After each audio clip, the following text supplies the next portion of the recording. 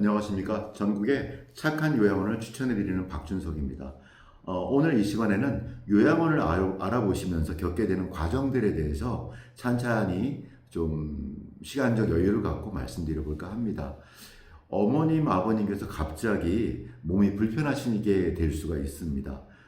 치매라든가 파킨슨이라든가 뇌출혈이라든가 뇌졸중이라든가 이런 것 때문에 갑자기 몸을 가누지 못하시거나 또는 안 하시던 말씀을 하시거나 뭐 욕을 하신다거나 뭐 이런 집을 못 찾아오신다거나 뭐 그런 일이 벌어지죠. 그러면 그럴 때 너무 당혹스럽기도 하고 놀랍기도 합니다.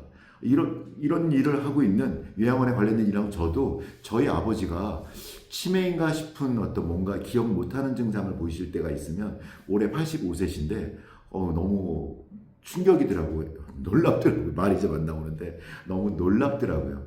지금 저도 저희 아버님 지켜보고 있는데 너무 이렇게 방금 전 일인데 2, 3일 전 일인데 그걸 기억을 전혀 못 하셔서 오랜만에 저를 만났는데 한 1시간 정도 잠깐 만났었는데 그거를 이틀 뒤에 하나도 기억 못 하시더라고요. 그래서 너무 깜짝 놀랐습니다.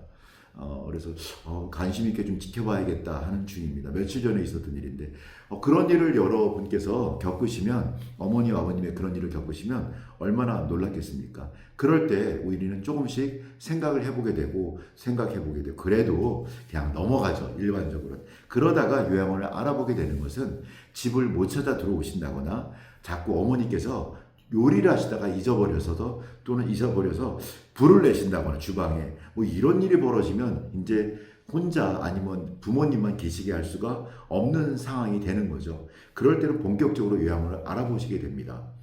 요양원을 알아보게 될 때 중요한 것이 먼저 알아봐야 될 것이 있는데 장기요양 등급이라는 것이 있는지 여러 어머니 아버님이 그걸 좀 생각을 해봐야 되는데 보통들은 일이 벌어지고 나서 그런 걸 준비하게 되더라고요.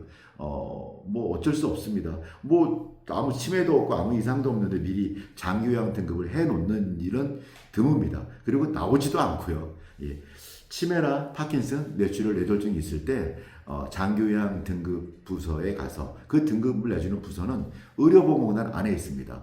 그곳에 가서 등급 신청을 하고 굉장히 간단합니다. 이런 증상이 있다, 이런 질병이 있다를 간단하게 인적사항과 함께 적어내면 검사를 며칠날 나오겠다라고 얘기합니다. 그러면 집으로 오든 병원으로 오든 와서 한 50가지 정도의 질문을 하기도 하고 어떤 동작들을 이렇게 시켜보기도 합니다. 우리나라가 어느 나라인지, 이름이 뭔지, 오른팔 들어보세요, 왼팔 들어보세요. 100 빼기 7은 얼마입니까? 그 뺀 거에서 다시 7을 빼면 얼마입니까? 뭐 이런 걸 물어보는 거죠. 그래서 보통 사람이 풀기에는 너무나 단순한 문제인데 어르신들이 치매가 있거나 하면 잘 못 푸실 수 있습니다. 그래서 정말로 괜찮은 일반적인 삶을 살 수 있는지 아닌지를 등급을 매기는 그 담당자가 확인하는 과정을 거치고 완벽하다, 더 뭐 볼 것도 없다 할 때는 등급 회의를 내주는 회의를 해서 등급 바로 나오기도 하는데 좀 애매한 상황일 때가 있습니다. 그러면 등급을 내주는 직원이 서류 하나 주고 합니다. 소견서 의사한테 받아오라고. 그러면 의사한테 가서 그 일반적인 소견서가 아닌 그 주고 간 그 양식에다가 그 소견서를 받아와야 되는데 거기에 여러 가지 꼭 체크해야 되는 사항이 있습니다. 그게 아주 일반적인 소견서와는 좀 다른 거죠. 그래서 그런 걸 체크해서 받아서 제출하게 되면 그것도 같이 첨부해서 등급 심사위원회가 열려서 한 2주에 한 번씩 보통 열리는데요. 지역별로 열려서 등급이 나오게 됩니다.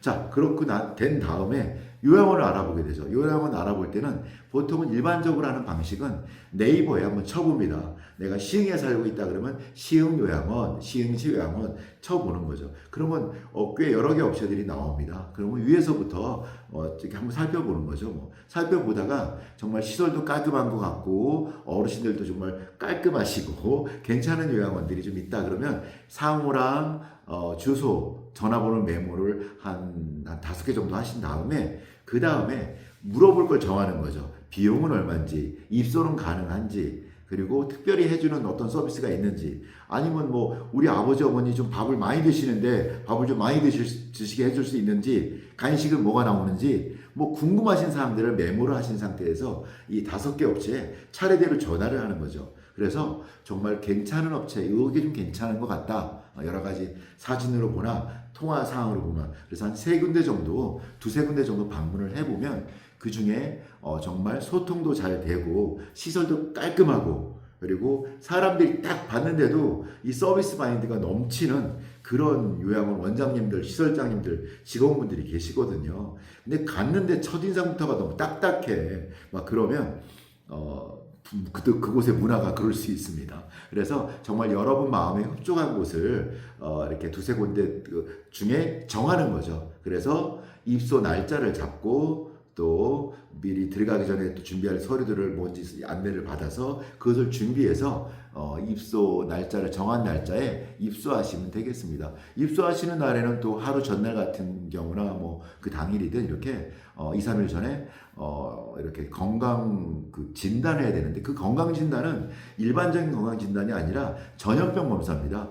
들어갔는데 우리 아버님이 그 안에 계시는데 누가 들어왔는데 폐결핵이나 비형 간염 이런 걸 퍼뜨리면 안 되잖아요. 그래서 그런 걸 검사해서 전염병이 안에 퍼지지 않는 그런 검사를 합니다. 그래서 그것을 하고 이렇게 입소를 하고 하면 됩니다. 예, 제가 입소하는 과정에 대해 간략히 말씀드렸는데 혹시 등급받는 것이든 입소하는 과정이든 요양원에 대해서든 궁금하신 게 있으면 언제든지 전화 주세요. 친절하게 상담해 드리겠습니다. 요양원에 관련된 여러 가지 일들을 하고 있다 보니 요양원을 많이 방문하게 되었고 요양원을 많이 가보면서 정말 괜찮은 요양원을 제가 많이 알게 되었습니다. 특히 서울 경기 지역에 이렇게 궁금한 요양원이 있다면 요양원을 알아보고 계시다면 저한테 전화 주시면 친절하게 이렇게 안내를 해 드리도록 하겠습니다. 감사합니다. 전화 주십시오.